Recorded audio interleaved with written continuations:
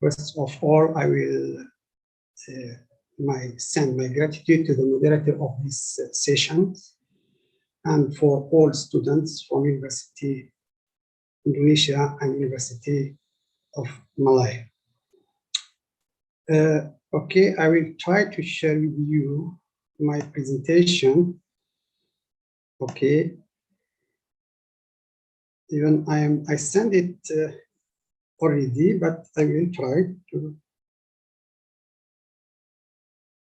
screen. No.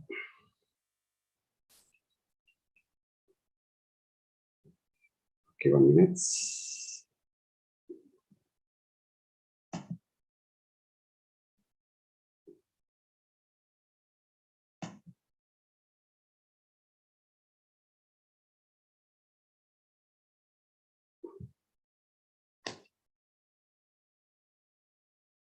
Okay, 1 minute. So I will get it for you. Okay, where is the desktop? Okay.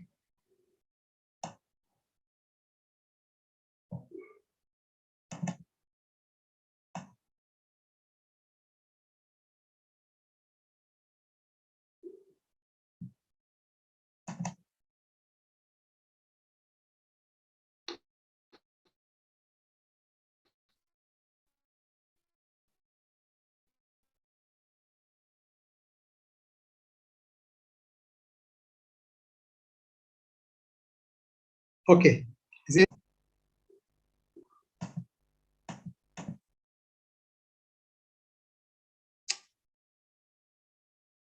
Can you see my presentation or not? Not yet. Not yet, doctor. Not yet. Okay.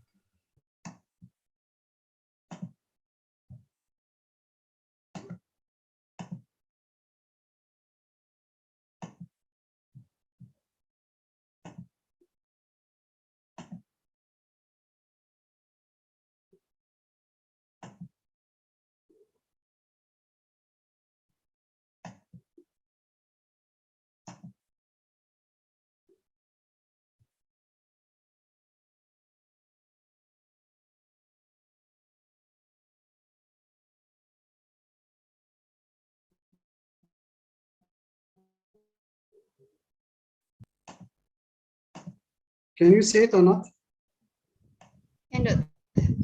Yes, we can. You can see it. Yes, yes. Okay. Okay. Our topic today is quite what we can call it, because only in the beginning I will tell you it was part of my last chapters in my PhD in 2009. It was a sale of debts or debt sales regarding Malaysian experience. And today our topic is about the sale of debt theory and practices. In the beginning,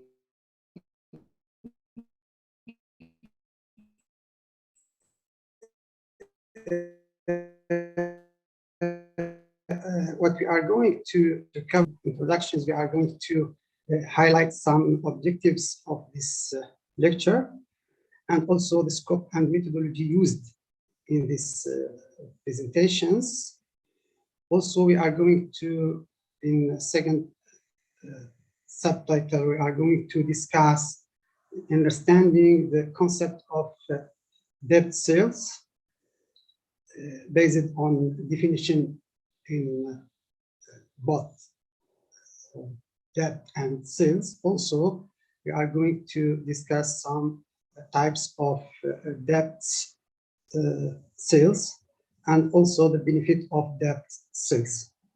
The third section, it will be focused on Sharia law, because debt sales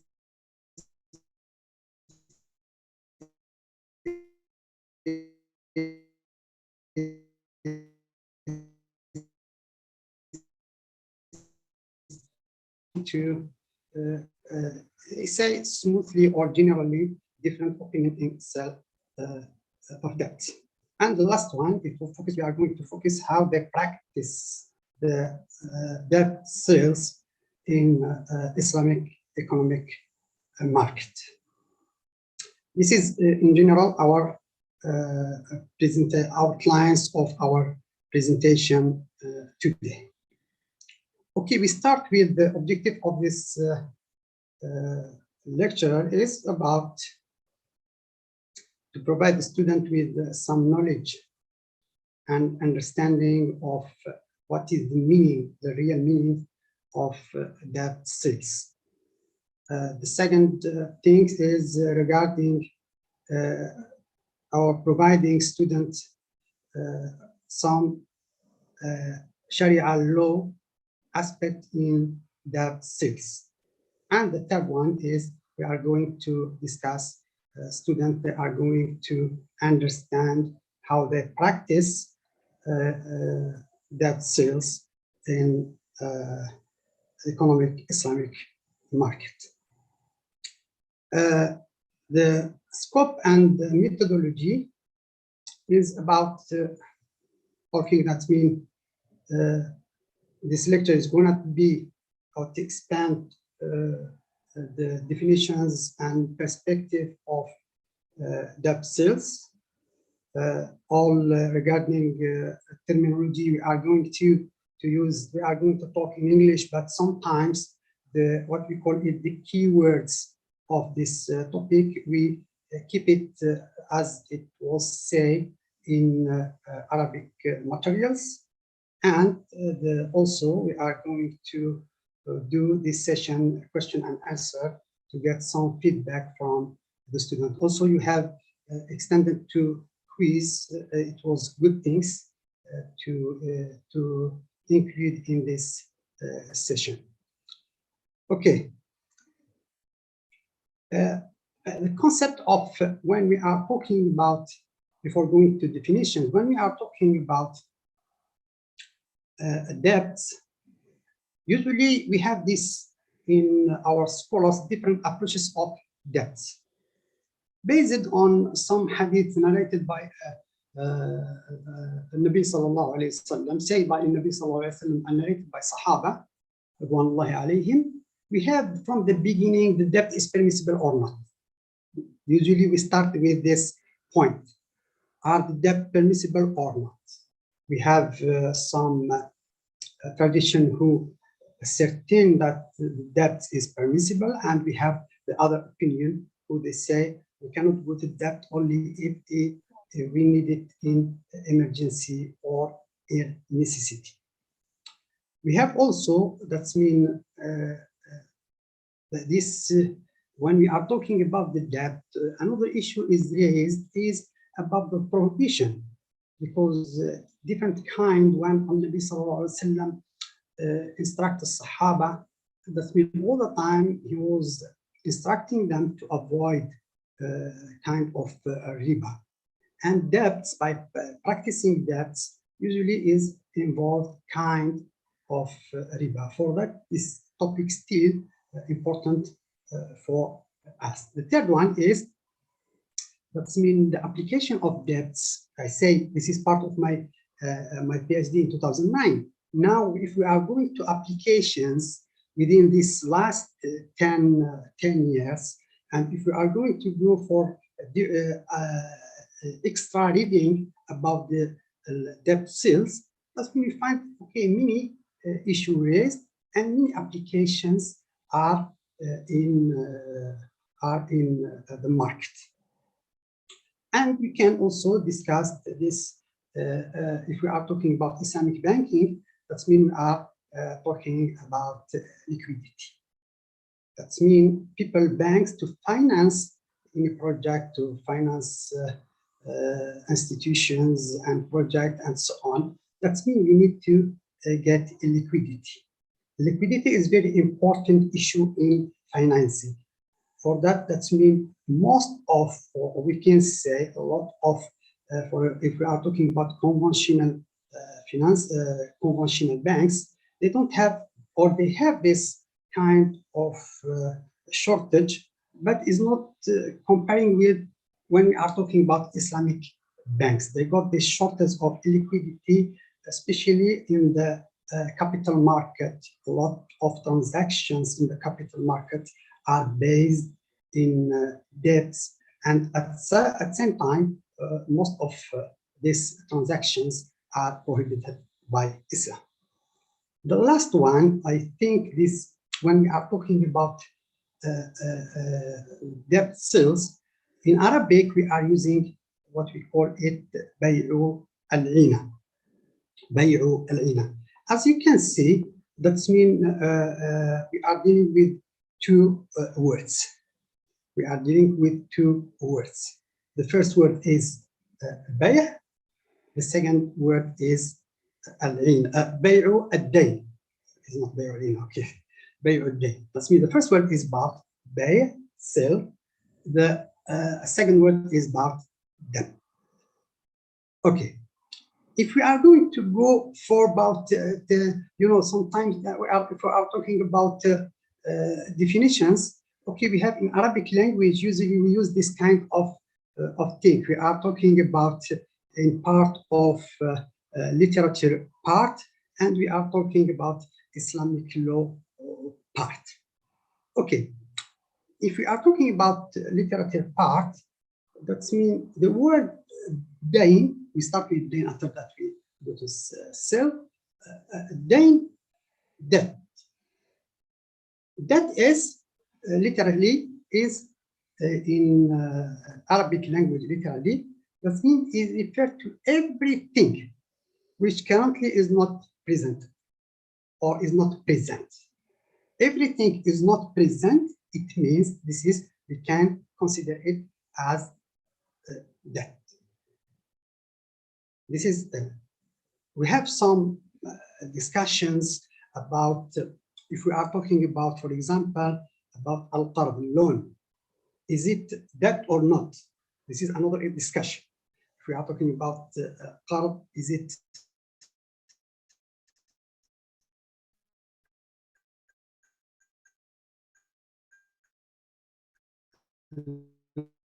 loan? Is it car loan is included in debt? If we are talking about from Islamic law, we have also different definitions of debt.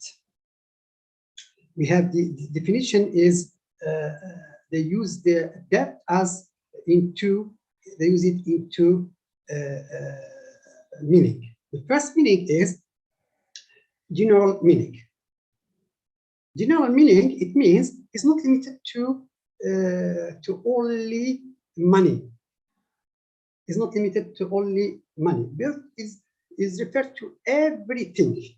Imposed obligations, and if you something is you consider it as obligation, and you don't do it, or you are late to do it, is for that is considered as debt. For example, if we took salat or took zakat, timing of salat, timing of zakat, if we are not doing our salat at time, if we are not doing our zakat at time, is we can call it as debt. You need to repay it. But this is in worshipping Allah subhanahu wa ta'ala. And when we are talking about money, it's about money. This is what we call it the general meaning of debt. We have the second meaning of debt is regarding more particular meaning is focusing on money. Is focusing on money. And this, from this second kind of debt, we have this difference opinion between our scholars. For example, if we look to Madhab Hanafi, when we are talking about debt, we are talking about obligations. Obligation which is imposed as a result of exchange. Any exchange between two parties, between three parties, if this exchange result obligations, we are going to call it debt. This is Hanafi definitions. other scholars from, in general, from for that Hanafi, they are talking about Hanafi. They are talking about that's mean if we consider it as definition of Hanafi, if they are considering it as in general is an obligations of impose the result of any exchange. That means services of this debt is going to be bear by the one who received this debt or debtors. Other madhab, all other madhab, three madhabs, they are quite agree about dain is only as we consider it as property. Imposed, this property imposed obligations. No matter what it was, obligation among people which cause is, that's mean if we have exchange between parties, that mean we can say this is debt. Now, regarding the second word, we talk about bay, sale. Sale, simply we can, as you can see, sale is exchanging of one property with another. In this exchanging, it must be clear price, taman, in Arabic we say taman, price, and also the sale object or al-muthaman. With these two things, they must be clear and agree about this to say we conduct bay. Okay. Now, the sale of debt, that means we are going to make or summarize what all scholars and say about the definition of sale of debts. That means it can be defined as a type of sale contract, contracts in which the creditor sells a property which is one obligation of debtor to the debtor or any other person. In this contract, what we have, anything, I say anything, sells, can be property, it becomes obligations to the second or third party. It's considered as obligation. These obligations, the debtor must fulfill this obligation within different time, within specific time. This is another issue about timing. Now we move to understanding, okay, the second type of debt sales.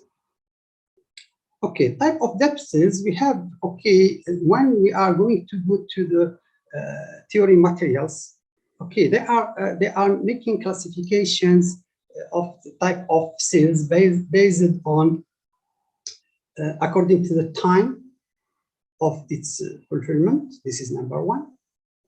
Or they are going to make it based on according to its confirmation as obligations. It's about timing when you fulfill this debt, or when it start or considered as that means position is confirmed for or according to the confirmation on obligations. It's not about timing. That means if we have what we call it majlis, and you confirm in this majlis your deal, That means in this case, start a day. Start a day. Okay, good. Back we have, this is in when we are talking about theoretical parts. And also we have the second, this is about when we are talking about personal debt, and when we are talking about institutions or banks debt. This is another classifications. Okay, let's talk about what we put in our slides when we are talking about selling debt with cash and selling debt for sale. That means when we are talking about selling debt with cash, that means the cash is going to be involved in our transactions. Okay. That means the cash is going to be involved in our transactions. When we are talking about selling debt for sale, that means this debt is going to be another obligation to another third party. Usually, when we are talking about Islamic market, we are talking about securitizations, or we call it in Arabic at-tawarruq. How they transfer the debt to the certificate, and later on they sell this certificate to others. This is we are going to go later on about some details about this kind of what we are going to do in this kind of securitization. Okay. That means we are third part, we are going to talk about Sharia law.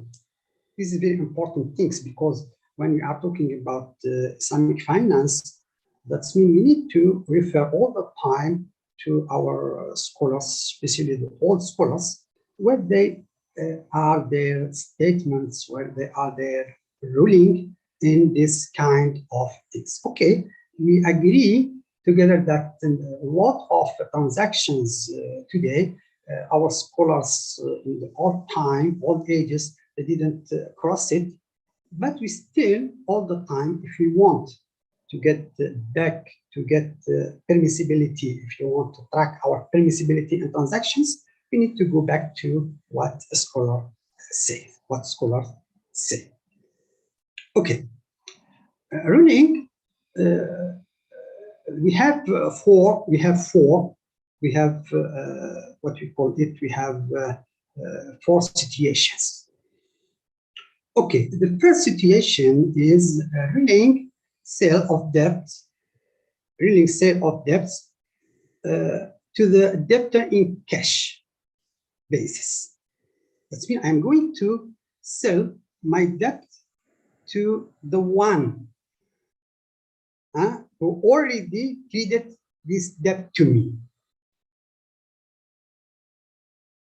Okay, but is not in, that means it will be with cash. Okay, with cash, usually we don't have any problem. That means you fulfill your debt, that's all. For that, we have the majority jurists agree that such sale is permissible. That means, okay, someone, we have dhimma, and you clear your dhimma, liability. If you clear your dhimma, that means with cash, that means is considered as permissible. Okay. Okay, I give you one example. Let's say, as I put it in simple situations, is Mr. Ahmad, for example, or Mr. Muhammad, or Mr. Ahmad or Mr. Ali, 1,000 ringgit. And Mr. Ali sell the debt to Mr. Muhammad again. Sell it to Mr. Muhammad again. He can sell it by cash, or he can, for example, if he got a lot, okay, lot of land. The money of this land is it costs, for example, 1,000 ringgit. Okay, he can give him this lot of land. Okay, that's mean in this case, that's mean he pay his debt with land. Land is property is considered as you pay your debt with cash basis, because land is cash. You go, for example, and you ask about this part of land.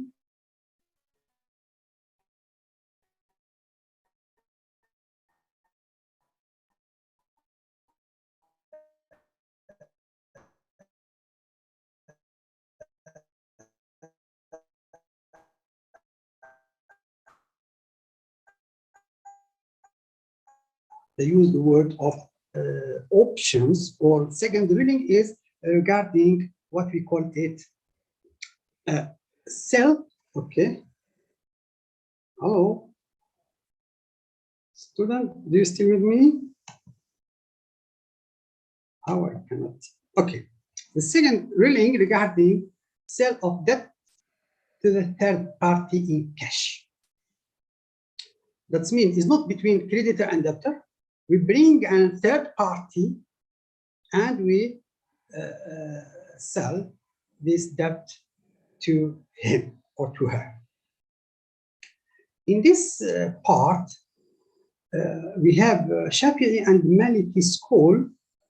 They permit this kind of transactions under some conditions. It's not permissible like the first one, need some conditions.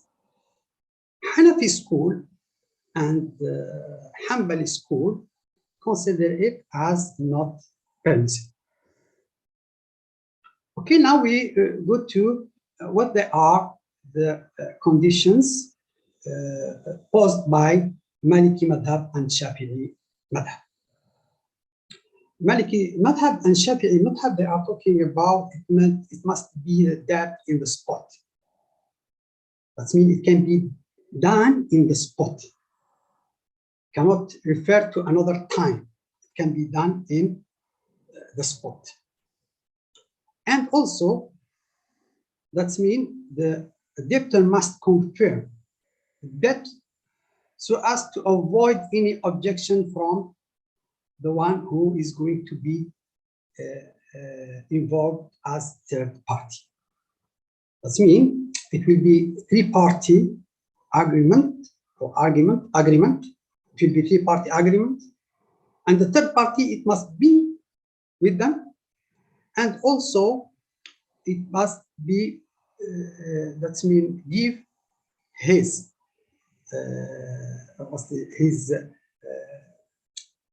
decision to agree to be involved in this kind of transaction. The simple situation in this case, let's say Mr. Ahmad, Mr. X or Mr. Y, 5,000 ringgit. And Mr. Y sell this debt to Mr. whatever, they are N.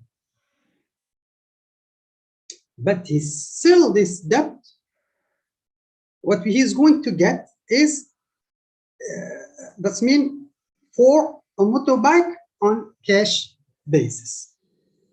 That means he's going to buy from him, let's say buy from him motorbike, because time 5,000 ringgit is bought motorbike, isn't bought car. That's mean, but on cash. That means he will give him another 5,000 to Mr. Third, Mr. Z, and in cash basis. That means like he bought from him motorbike. Sometimes we have this issue. That means this it can be real transaction. Sometimes it can be done theoretically or not only about words, because this is we have in fiqh, we have different opinion regarding transaction. It must be real or it must be hukum.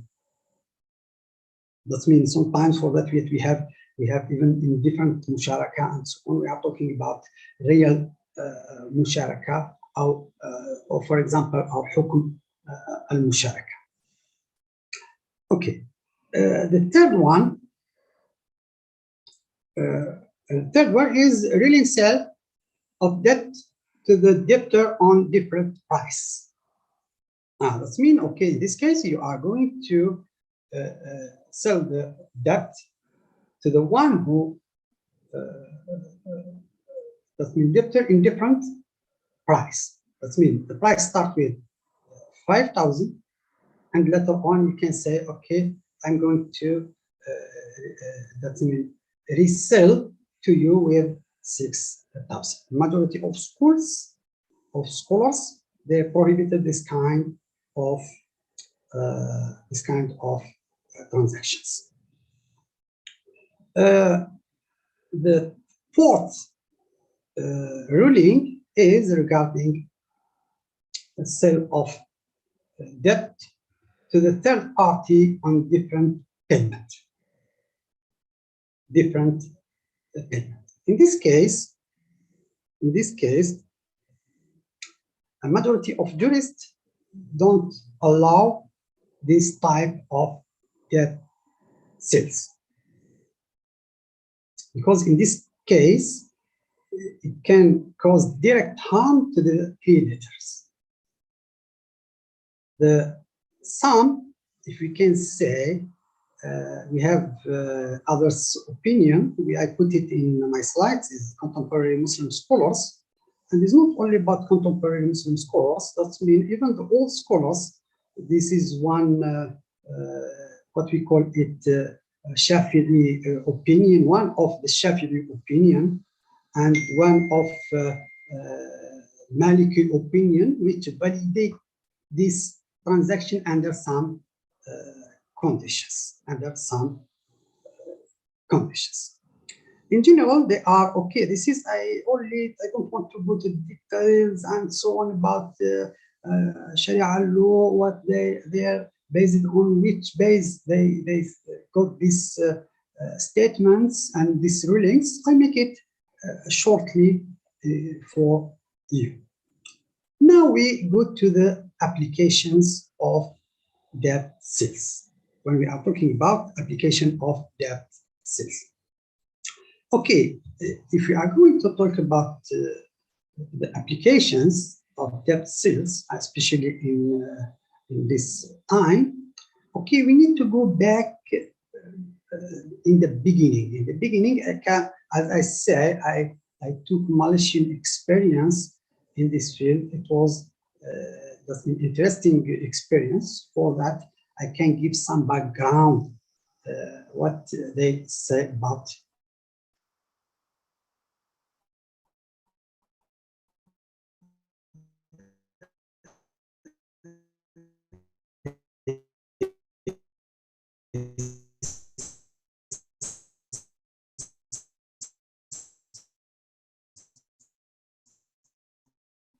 in applications, what we call it capital markets. We are talking about Islamic capital markets. And if we are going to talk about Islamic capital markets, we are going to talk about bonds and sometimes accepted bills. The Islamic capital market working is based on, if I refer to Malaysian experience, it was in the beginning, I think in 18s, many mega projects in Malaysia were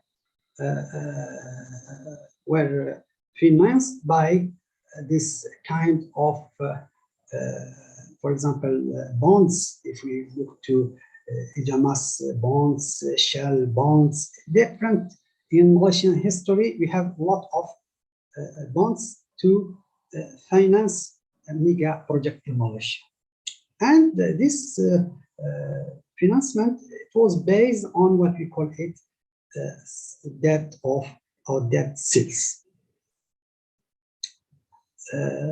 If we are talking about that's mean capital market, automatically we are talking about how to finance the market. That's mean how to make that's mean to finance the market. In the same time, equity can be backed. Sometimes can be backed with securities or with long time debt, or bought and sold. When we are talking about capital market, we are talking about financement or financial market. Usually these three things are usually happening in capital market. This, if we look to Islamic capital market, it took these three major transactions in how to get Islamic banks, how to get the financial Islamic institution when they are going to the capital market, how they can get their equity-backed securities or long-time debt to bought and sold. Sometimes bought, sometimes sold. Okay. The size of Islamic capital market is not big size comparing with the conventional capital markets. And this is due to this kind of discussing about debt of sale. It means a lot of, especially if we go out of Malaysia or in this Asian region, that means in different, let's say, in Arab countries, okay, they still in some transaction which they are involved with debt sales, they are not permissible. Okay, capital market, as I say in the beginning, that means is about securitization or tower. And from Islamic perspective, we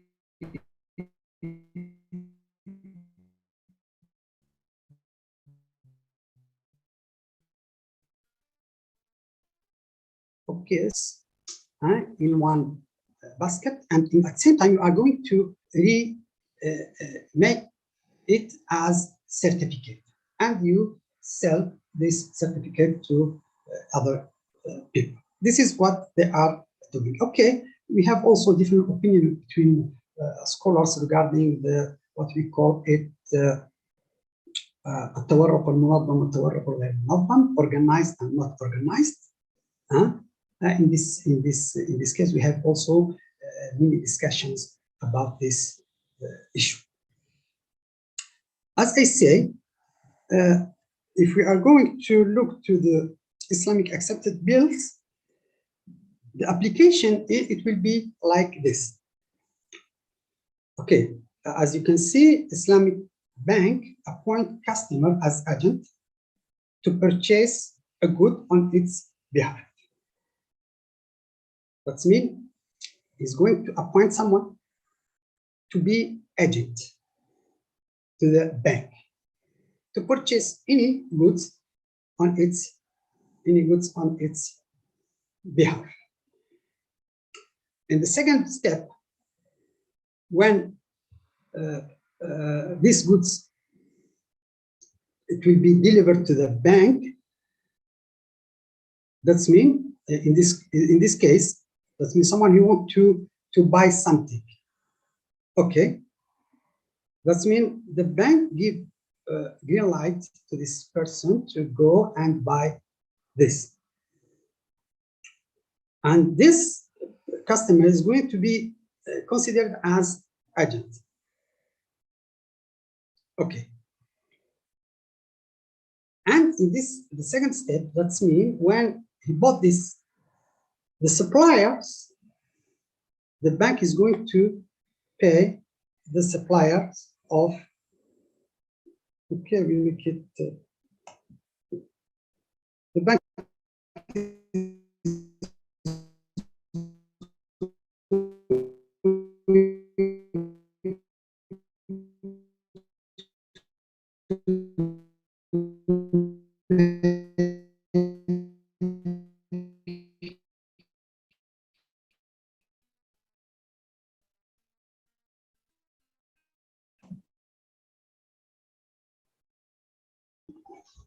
Hello, doctor. okay, the third step will be Islamic. Yes, do you hear me? Oh, no, Hello? I think you have maybe you or me have a problem internet connection, doctor. But now it's clear. Please proceed. Thank you. Okay, that's mean, you know, I want to lie out, okay, I will make it lie out like this. Okay, I say the first step, it was the bank appoint customer as agent and to purchase any goods on its behalf, bank behalf. The second step, it will be when the delivery come to the bank pay suppliers for the cost of the goods.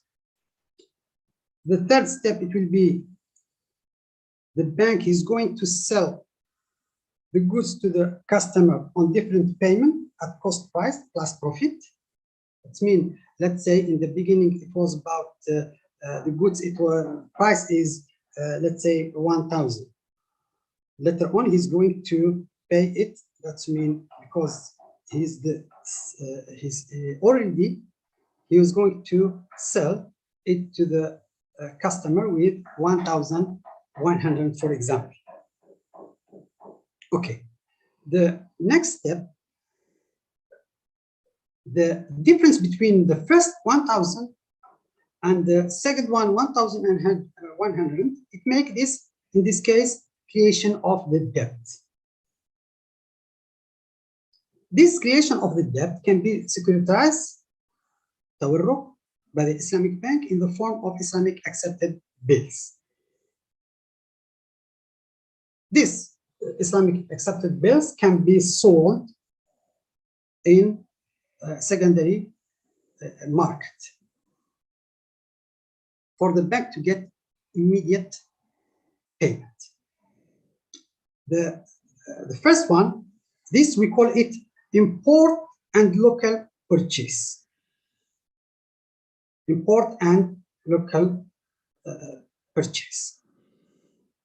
The second one, hello, why is going to go?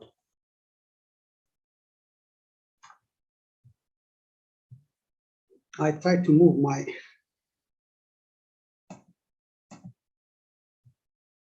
okay, it's not this one. The second one is about export and local purchase. In this case, Islamic bank finance the export and sales on the concept of bay ad dayn. If someone he want to that means export goods or import goods from others, is going to be based on bay ad dayn. The exporter who they use this facility, they are going to prepare some documentations regarding this sale contracts of letter. This is kind of what we call it agreement between parties or contract between parties. The second or third step, the exporter then presents the document to the Islamic bank. As the document was sent, the bank will require to the export to draw a bill of exchange on the bank which is not as the Islamic accepted bill export.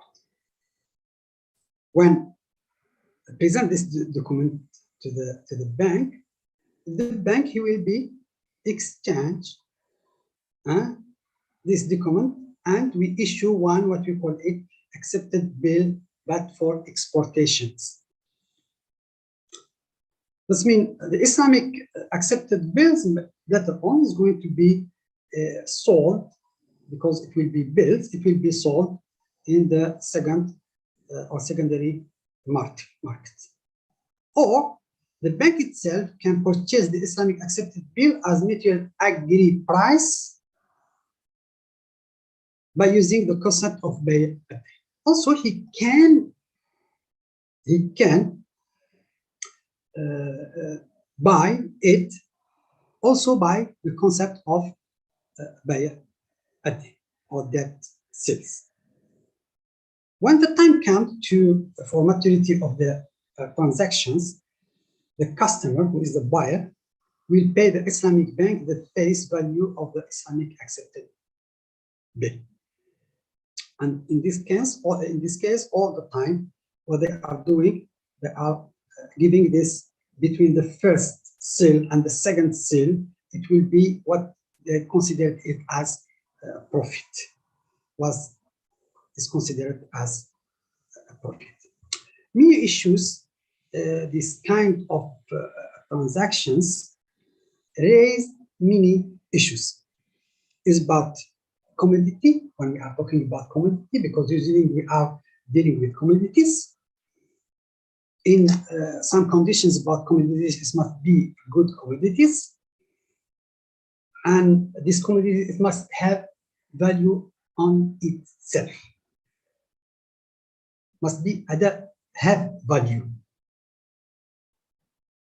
We have another issue raised is about possession and delivery. It must exist. It must adapt possession, real possessions, and when you deliver, it must be real deliver. Sometimes they have these agencies who they are working with this debt sales, many agencies who they are interested to work in this kind, in part of bills or bonds. We have many agencies to work on it, and they have this, what they call it, the rating. They make a rating for these bills or for this. It depends on the agency itself. This is a lot of discussion about this three elements. About these three elements, we have before, because I almost finished, we have what we call it alternative. We got a lot of alternative if we are going to avoid some doubt about some permissibility of some contracts. We have this, what we call it, alternatives. One of the alternatives is about what we call it in Arabic words is about saftaja. That means old words and used the early ages. That means, I think, if I'm not mistaken, in Zaman of Abbasi, they use this kind of saftaja. Okay, saftaja is kind of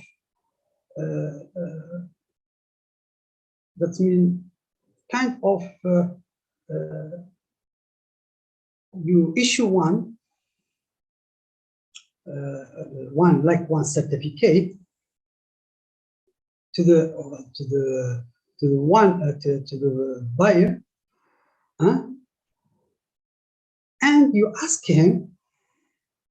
That means you issue it. Maybe you are going to use sometimes different kind of payment, and you are going to take this, what we call it, sarf, different rates, and that means if he pay it with this, is going to get with this rate, is going to pay in other currency. He can use other currency of payment. At that time, it was about, okay, you can pay in gold or you can pay in silver. You have this option. Hawala is already, that means That's mean many Islamic banks, they are using Hawala. Hawala is kind of a transfer of money, and lot of fuqaha ruling is permissible to be used. Is also we can get the Hawala. We have Saftaja, we have Hawala, and that's mean these two, even they are not, I consider it, because this is discussion, it was in 2009, if they are not so famous now, but from the legality point of view, okay, they don't have doubt about these two things, about Saftaja and about Hawala, because a lot of scholars agree about this kind of transaction. Okay, I go back to, I think before ending my session, I go back to what usually, if I refer to Malaysian experience, okay, as you know, Bank Negara Malaysia give in his guidelines, in 2011, I think, he issued two kinds of or two models of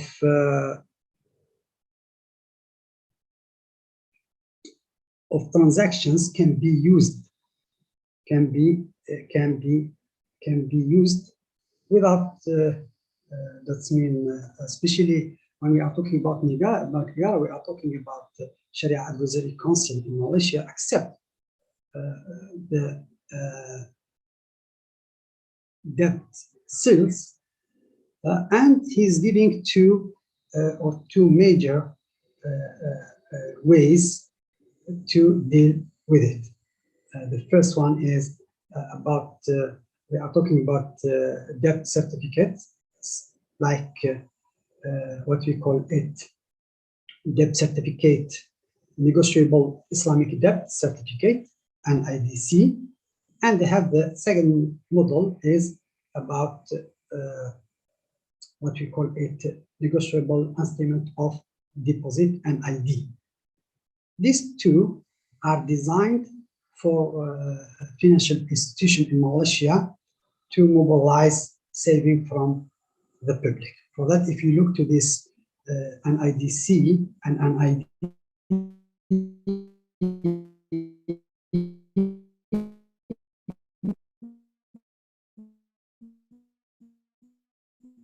they are trying to models. I think I don't know. I think that's all for my presentation. I left the other things for Q&A. Thank you for your kind attention. شكرا لكم. جزاكم الله خيرا. Okay, thank you very much, Dr. Taufik, for your presentation today. Now we open questions. I think I will open first. I will open three participants will ask the question.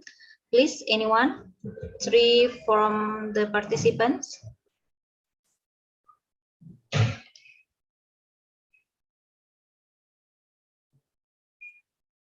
Okay. Any of you?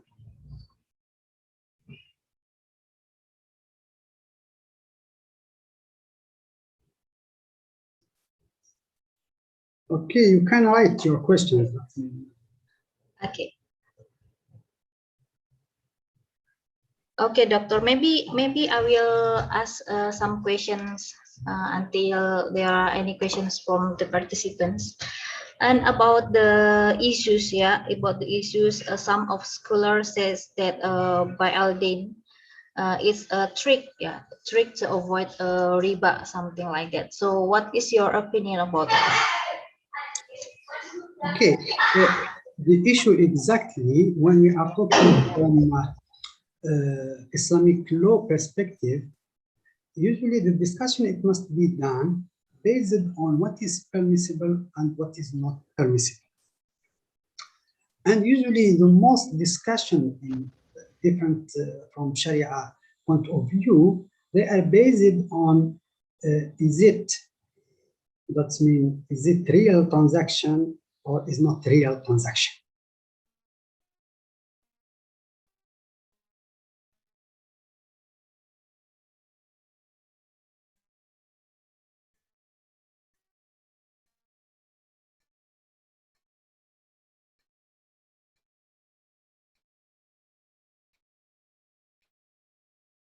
And we go with in Islamic law because we have different opinions and different opinion in different books. For that, we are going to make some transactions. We make 2 or 3 in one to make it the general or the final step. That means it's not about if we are talking is like some people they think that we can say, okay, is halal or haram, is permissible or not permissible. It's not only about this. We need to go to the details of transaction itself. Sometimes the transaction itself, if you look in the beginning stage of the transactions, is not permissible. But based on Islamic ruling, that means we can adjust it to be permissible. And this adjustment is not something new. This adjustment from our old scholars, all the time they are adjusting the ruling.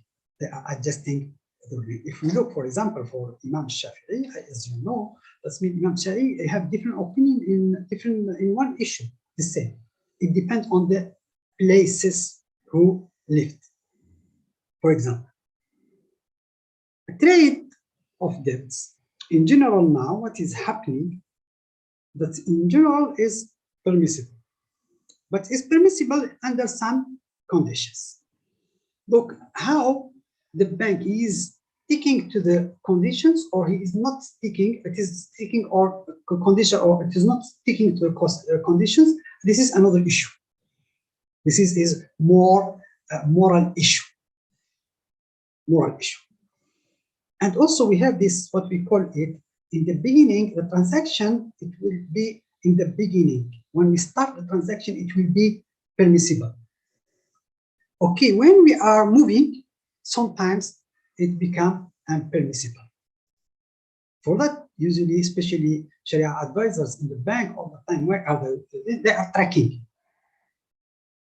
That means in the beginning, when we start this transaction, it must be permissible.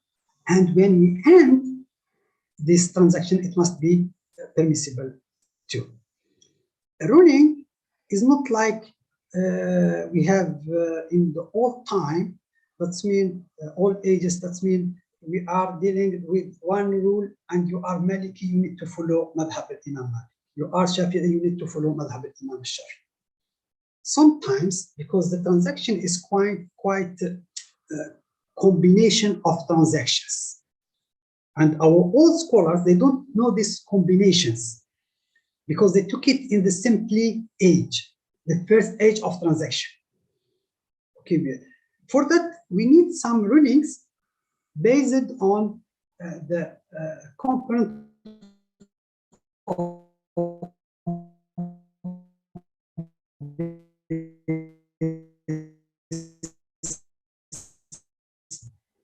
the transaction. Transaction must be permissible by Islamic law.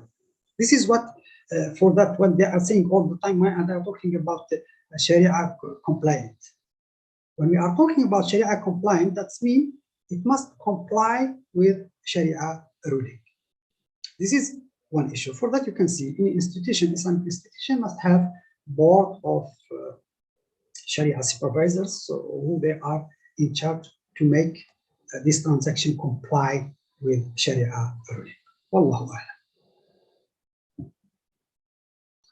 Okay, thank you very much for your answers, very detailed and can change my mind about the concept of buy Alden, because currently in Indonesia buy Alden is not allowed. Yeah, so some of Indonesians more choosing murabahah concept rather than buy Alden concept.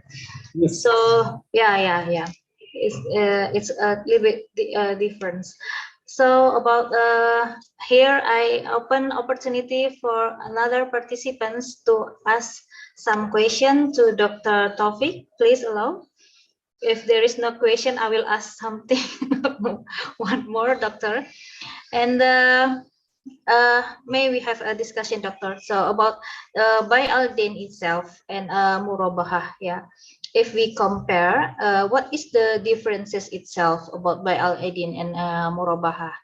And which one is more applicable in the Islamic capital market, maybe? Look, regarding in Islamic financial institutions, let's say last 10 decades, Bay al-Murabaha was the number one. If you look to the assets of the bank, most assets of a bank, or we can say 60%, 70% are from Murabaha. Because at that time, the legal framework of Murabaha, especially with this, what we call it, the Islamic organizations like Majma' al-Buhuth, Rabitat al-Ayufi in Bahrain, and so on. At that time, in the beginning, that's mean al-Murabaha, it was the asset of banks, a lot of transaction based on Murabaha. And if you can see, the last 10 years is not like this time. So that I say from time to time is quite changing.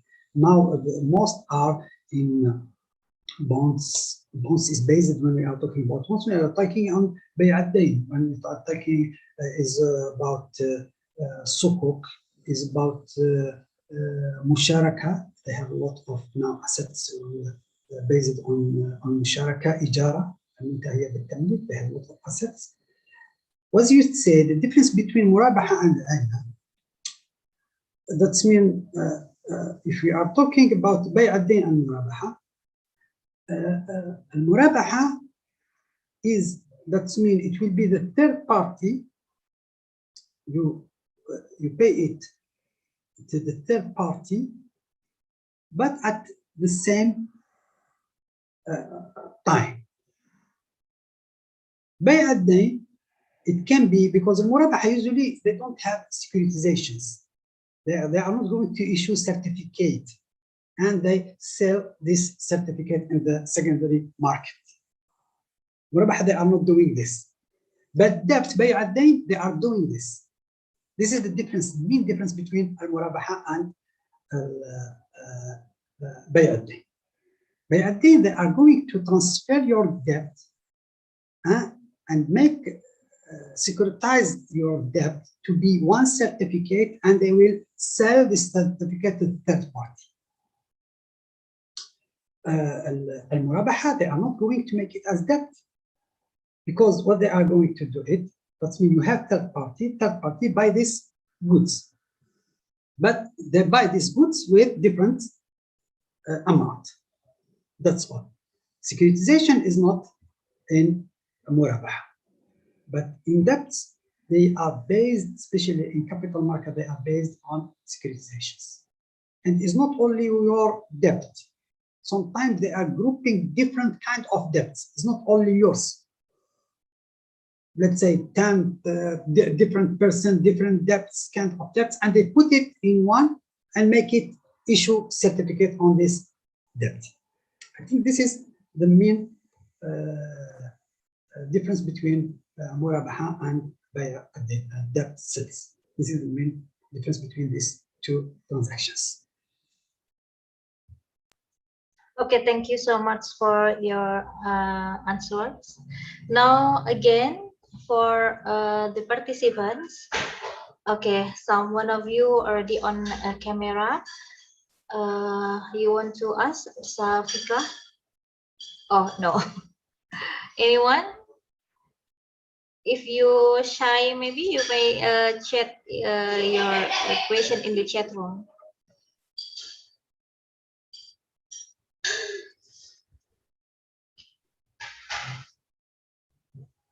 Okay, still waiting.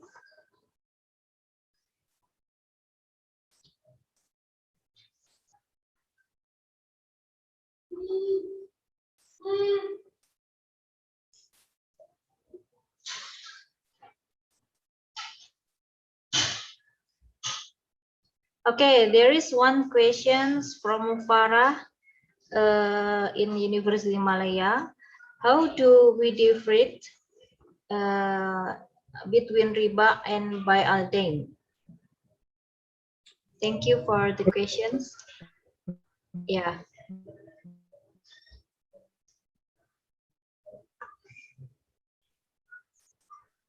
How we can differentiate between riba and buy al dain?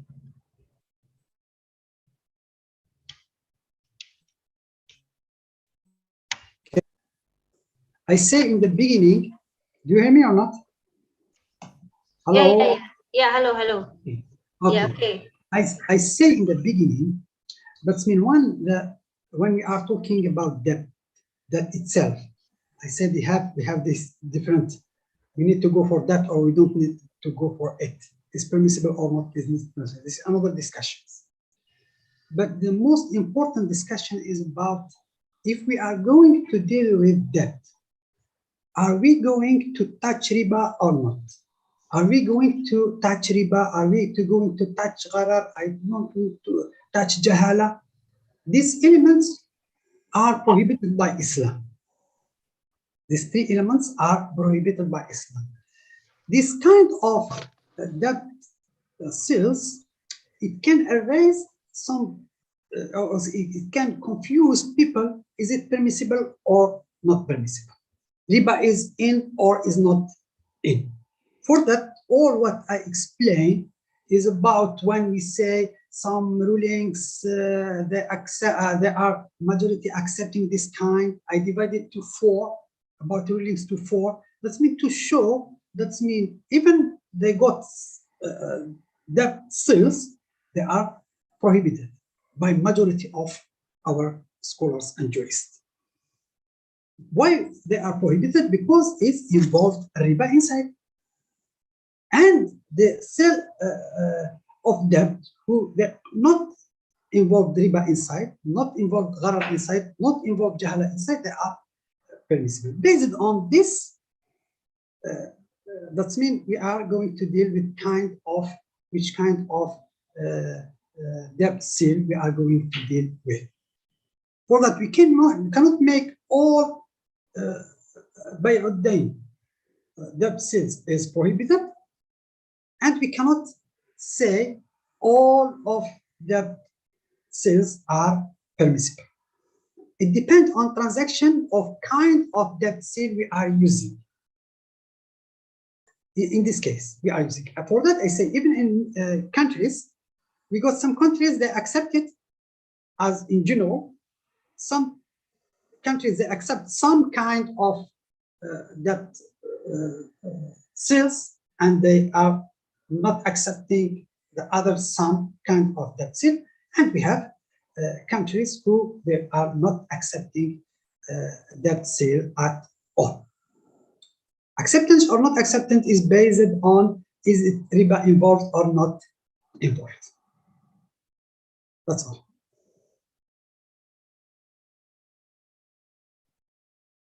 Okay, thank you for your answer, Doctor. Now here we goes to second question for Nabil Aziz from University Malaysia, Malaya.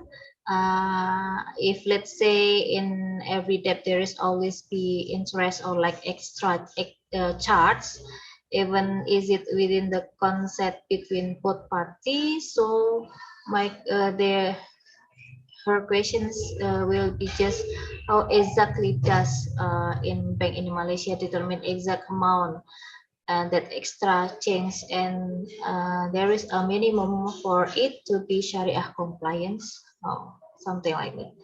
Okay, doctors, please. Okay, let's read the question carefully. Let's say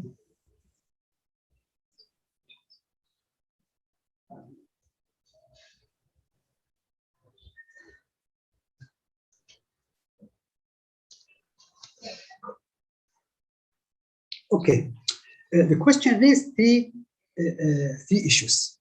Yeah. The first issue is about when we are talking about charges. Okay, charges, they are not considered as riba. Why? That means any institutions, any bank, if they give you some services, that means your services must be charged. this is okay to make distinction between charges and the extra amount is not about charges. For example, if you issue credit card, okay, they charge you with this credit card 10 ringgit or 20 ringgit, it depends. This is what we call it services. This is issue number one. But if we go to, for example, to two parties, lender and buyer, that means the bank itself, what he's going to do is not the bank, the bank what he said, the bank is going to say, for example, let's say, I will buy from you with this amount. I will buy from you with this amount. And I will pay you in different time with facilities in extra money. The extra money is based on what? Based on, if you are talking, this extra money is based on, that means the first transaction done, we finish the first transaction, and we are going to go for the second transactions. The second transaction is separate to the first transactions. The second transaction is separate to the first transaction. For that, the issue who is the owner is very important to any transaction, to look who is the owner. If the ownership move from Mr. A to Mr. B, that means Mr. B have the right to buy or to sell it to you with extra money, because the ownership is moved already. If the ownership is not moved from Mr. A to Mr. B, in this case, it's prohibited to resell it with extra money. That's what I say in the case ruling number 2. That means in the same party, but that means the ownership is not like I give you loan and you give me extra. If I give you loan and you give me extra, it does mean this is riba, what we call it riba. But if the ownership is moved from number 1, Mr. A to Mr. B, the Mr. B have the right to sell it with extra money, different amount. This is the idea. What if I understood what you said? Determining the exact amount, this is based on that means, let's say, sometimes is what we call it is about what we call it in economics is about favor. That means they are using the favor rating of, usually they calculate interest based on it, but they use it as tool, is not as practice to detect. Okay, let's say for me, okay, I will if I will buy this one with 10,000, I put my rate, okay, I will put 5% plus. Based on this, okay, usually they refer to favor indicators in the conventional banks, but usually they put it this way. That means this amount, you can see it as fixed because they want to generalize to make standard for all bank transactions. But in itself, this is like someone he wants to buy what he has with 10% extra, or to get profit 10% extra. This is his right to get it. But the most important things is that the ownership moved. Okay, moved. Okay, we have in Islamic ruling, we have what they call it al-qabd al-hukmi or taqabud al-hukmi. It's not real, but it's considered as moving the moving the ownership. But still, some discussion. For me, charges in the bank are normal services, like any institution takes services, they provide you services, need to get paid, and above the amount is based on favor indicators, but at the same time is what we can consider it as a profit you detect or you suggest your profit in this amount. That's all.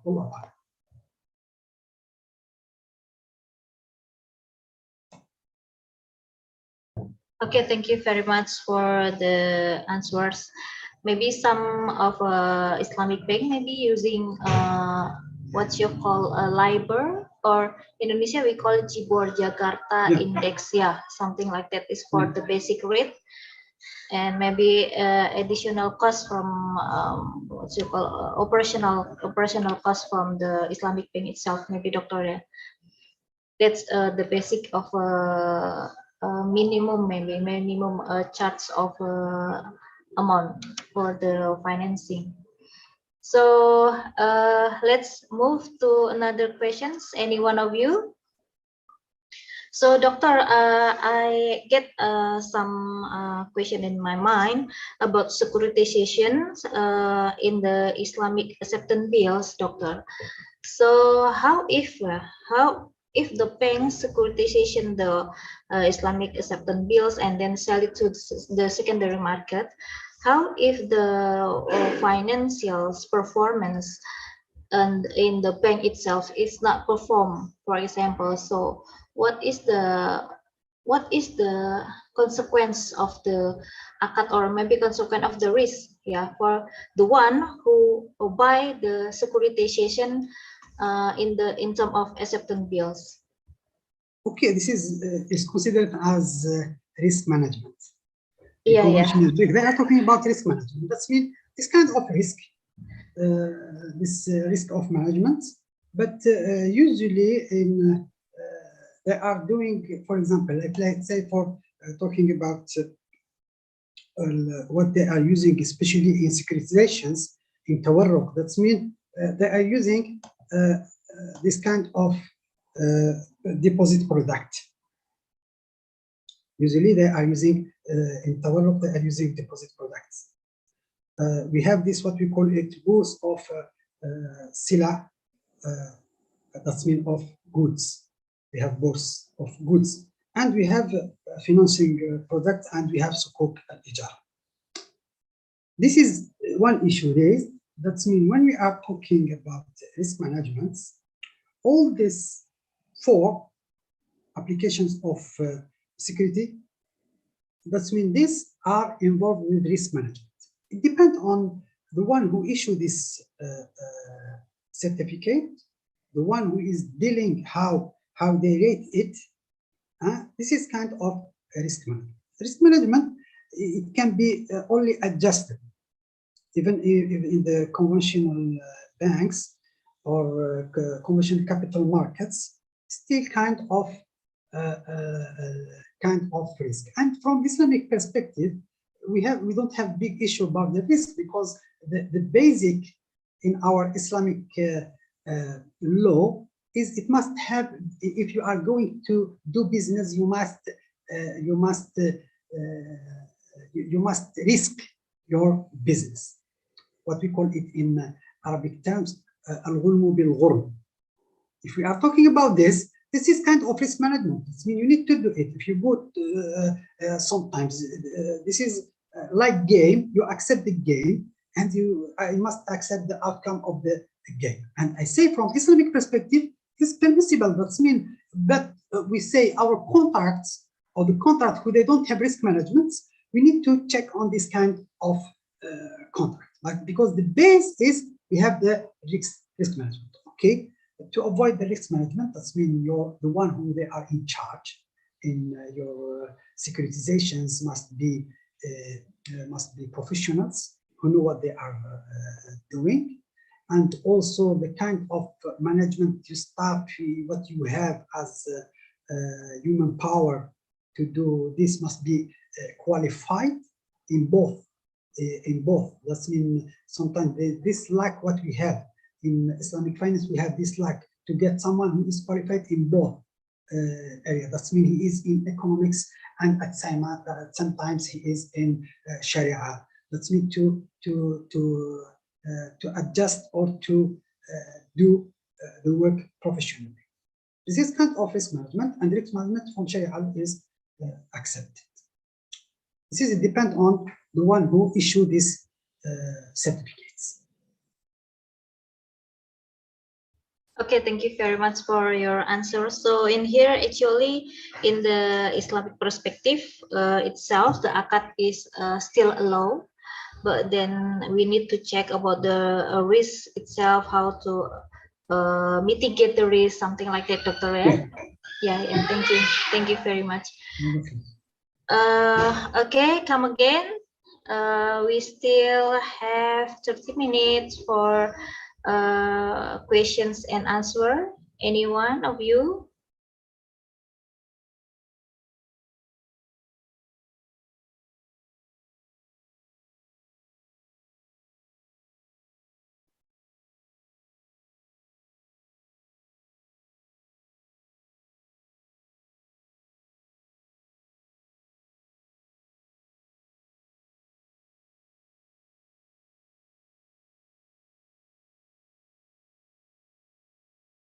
Doctor, maybe we'll ask some things about what is the optional contract about goes to Islamic capital market, for example.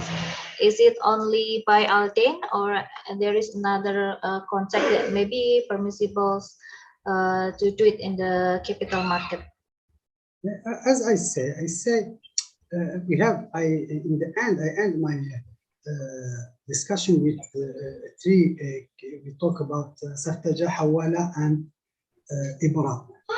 These three kinds of things, for me, in my PhD 2009, it was like what I suggested to focus on it. But sometimes when we are dealing in the banks, it's not all the banks, they are using Sartaja, they are using Hawala, they are using Ibra. Okay, for me, usually in Islamic capital markets, we need to, even when we are dealing with sukuk, now, okay, in the beginning, okay, when we moved from bonds to sukuk, that means we try to make different, what are the differences between sukuk and bonds. Okay, and what we did, how to make these bonds halal, to make it permissible. The work, it was this way, how to make it, to avoid gharar, to avoid jahala, to avoid riba. It was this way. But later on by time, in practicing, this is the issue when we are practicing something. For that, I said, it must be from the beginning until the end. When we are practicing sometimes, that means our practice, they are not confirmed with Islamic rules. Practicing, when we are practicing. For that, after, let's say, sukuk also, after 10 or 5 years, 10 years ago, start some critical discussion about sukuk. Are they permissible? We go back to the early discussions. Are they permissible or not? These issues can be raised when we are practicing, and people that we cannot convince the people this practice are permissible. For that is still issue, and we never can that means ignore that some discussants, some scholars from the beginning they say they are not acceptable. For example, if we look for Bay' al-Murabaha in the beginning, a lot of scholars they are discussing the permissibility of Bay' al-Murabaha. And even this Majami al-Fiqhiyya, later on, they move from permissible to not permissible. Same things regarding Bay' ad-Dayn. Same things regarding sukuk. all the time the discussion came out. But my opinion, these new approaches or new practices, who they make it still permissible or is not permissible now, based on the practice, because the theoretical part is done already. Practice part, this the one who is a professional, who they are in the practice, there is these issues again. For that same what I say regarding between murabaha and pay a day in capital markets, we need to focus on this, what we call it, if we are going to use sukuk, for example, or pay a day certificate, we must be sure that they are Sharia compliant. They are Sharia compliant. We must be sure before issuing this that are Sharia compliant. This is need sometimes the one who they are in the area of Islamic finance, especially who they are in charge, they need to work to keep it permissible. I say the challenge is sometimes start permissible and unpermissible. This the process start permissible and unpermissible. Our challenge is, our real challenge, to keep it from the beginning until the end permissible. For that, we have new tools to be used. It depends. Until now, we are using debt sales, and some of debt sales are permissible, and they are used in the capital market, especially when we are talking about Malaysia, we are talking about NIDC and NID. They are all people, because they are this Sharia advisory of Malaysia, that's mean confirm these two tools are permissible. And based on this ruling, that's mean all people and banks or financial institutions that are using this kind of bonds or certificates. Thank you very much. But I have last question, Doctor. I'm sorry if I'm asking too much, yeah. Okay. But then, from all of transaction that's based on sales, we have a lot of akad that based on sales, right? Why buy Aldain? Why not, for example, like istisna, yeah, maybe, or maybe some of securitization? Why the basic is not using, for example, ijaro concept for sale, not for sale, for what you call ijaro itself, yeah. So why from all the concept that we know, ijaro, salam, istisna, or maybe mudharabah, musyarakah, and so on, why buy Aldain? Yeah. I say, if we look to the buy Aldain, you are talking about that's mean is compared to others, is it will be very easy to get money, and it will less risk compared to others. If we look to istisna or mudharaba or ijara and so on, it's about timing. We are looking to timing. Okay, timing. For example, let's say Shell bonds in the beginning of 1819 in Malaysia. If they look for the ijara, for example, okay, they will never start the project. If we look to ijara, for example, if we look to istisna, for example, if we use this kind of contract, usually who they are involved in this kind of contract, they feel that we are going to get the easiest way and the profitable way. For that, you can say, as I say in the beginning, in murabaha, it was the most assets of the banks, murabaha, around 60–70%. And later on, okay, when musharaka, ijara, muntahiya bitimlik start this kind of contracts, be involved more with people, because people, they feel more comfortable with this kind of transactions, the banks, they move. It depends on the customers. But the bank, still the bank, we look to the bank, we look at it as institutions to get a profit. It's not doing charity work.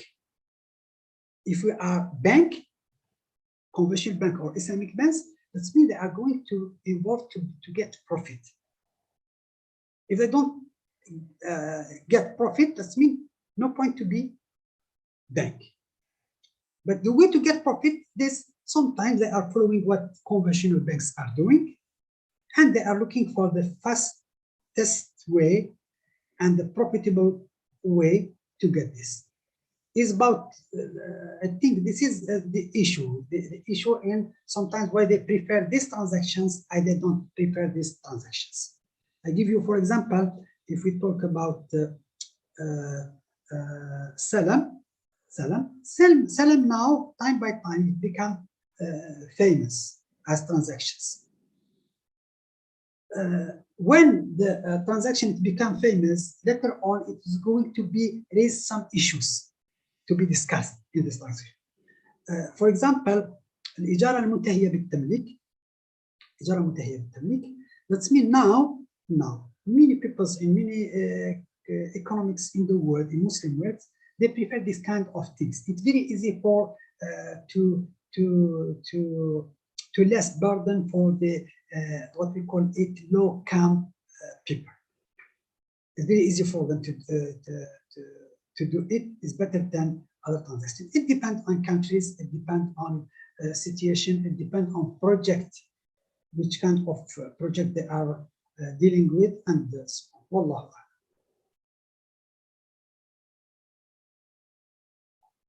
Okay, thank you very much, Doctor, for your answers.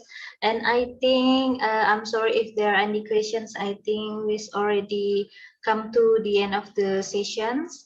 Thank you very much for Dr. Taufik for your delivering material. It's very nice and very nice discussions. And hopefully you are always in the blessing of Allah. Okay. Okay, thank you very much. Okay, ladies and gentlemen, let's finish this seminar. I will close this session with Hamdallah, and I will maybe the committee need to prepare next seminar for in the 1 p.m. I think. Yeah, thank you very much. I will give it to Master of Ceremony. Assalamualaikum warahmatullahi wabarakatuh. Waalaikumsalam. Thank you, Doctor. Thank you very much.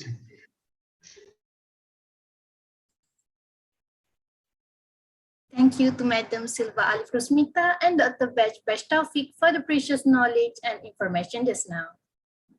Moving on to our next agenda, I would like to call upon Nurul Shafika binti Sahid for a quiz session with all the participants. Please welcome. Thank you, Nurul Akila. So for the quiz session, Google Form platform will be used, and participants will be given 5 minutes to answer the quiz. The Google Forms link will be shared in the Zoom chat box.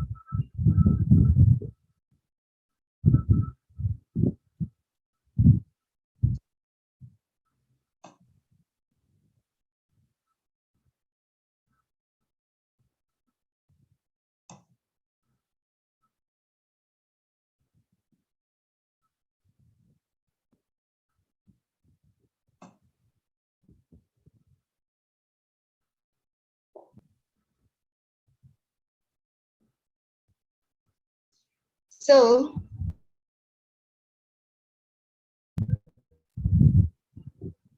if you are, then the quiz will begin now.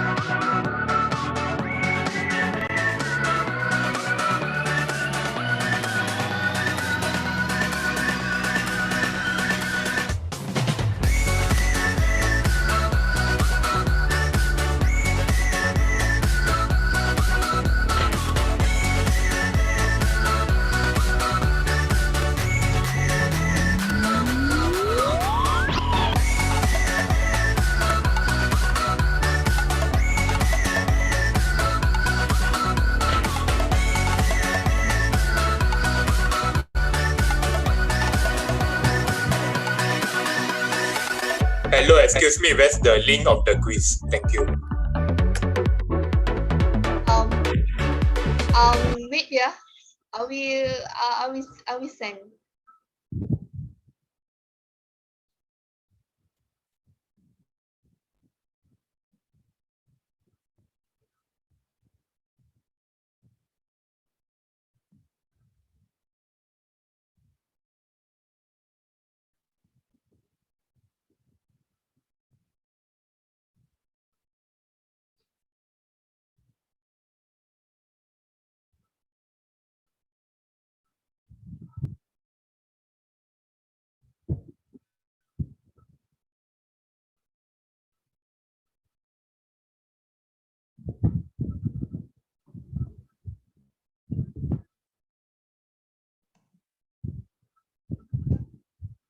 Committee, please.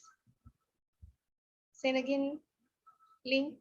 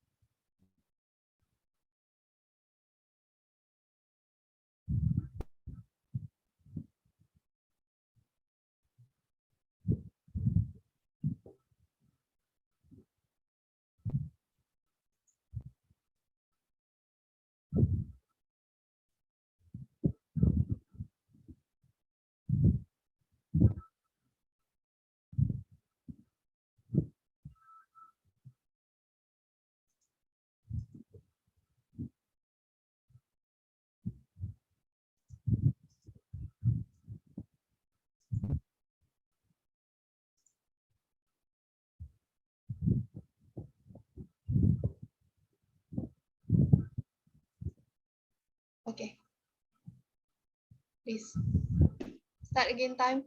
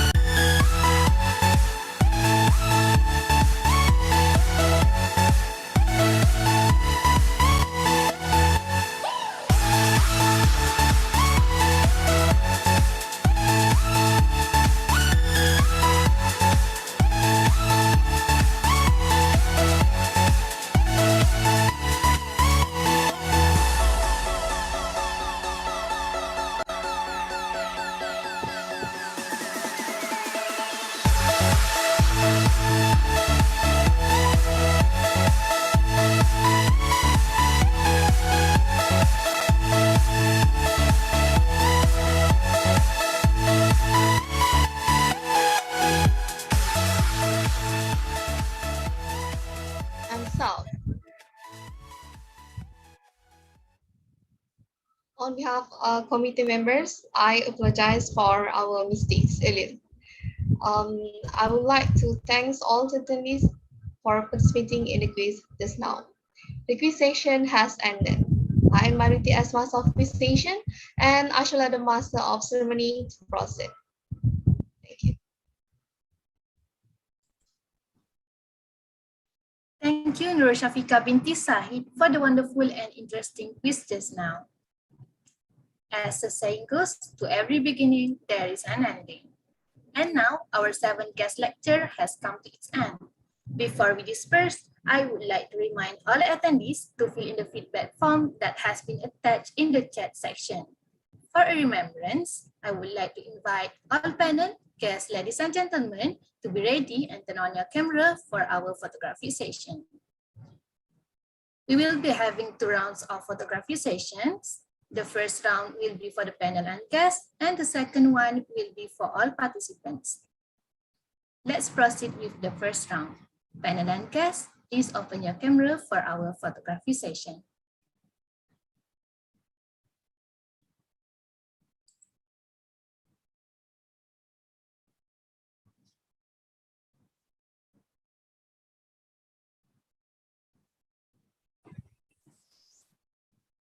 Okay. Are you just ready for the photo session?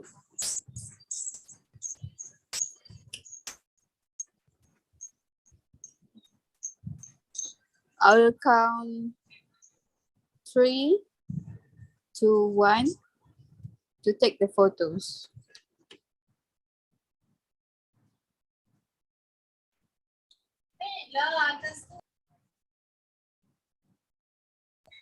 Three, 2, 1.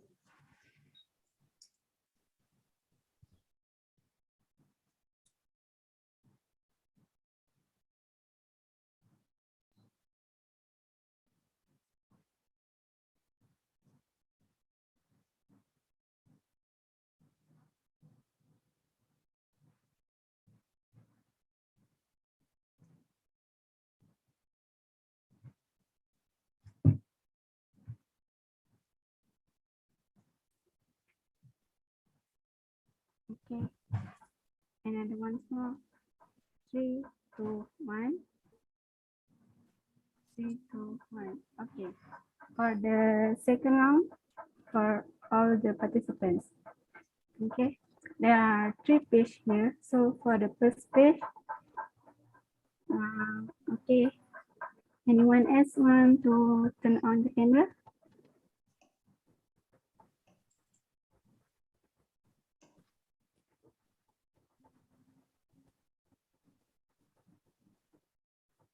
Okay. Everyone ready? Okay. Ready? 1, 2, 3. 3. 1, 2, 3. Okay. For the second page, ready? 1, 2, 3. Last page, ready? 1, 2, 3. And okay. Last one. Okay. 1, 2, 3. Okay. Thank you, everyone. Once again, thank you everyone for gracing our ceremony with your presence. We truly appreciate it. On behalf of the organizing committees, I would like to apologize for any mistakes or shortcomings throughout the event. I am my duty as Master of Ceremony for today's event with wabillahi taufiq wal hidayah. Wassalamualaikum warahmatullahi wabarakatuh. Waalaikumsalam. Waalaikumsalam warahmatullahi wabarakatuh. Thank you everyone. Thank you. Thank you Dr. Taufik. You're welcome.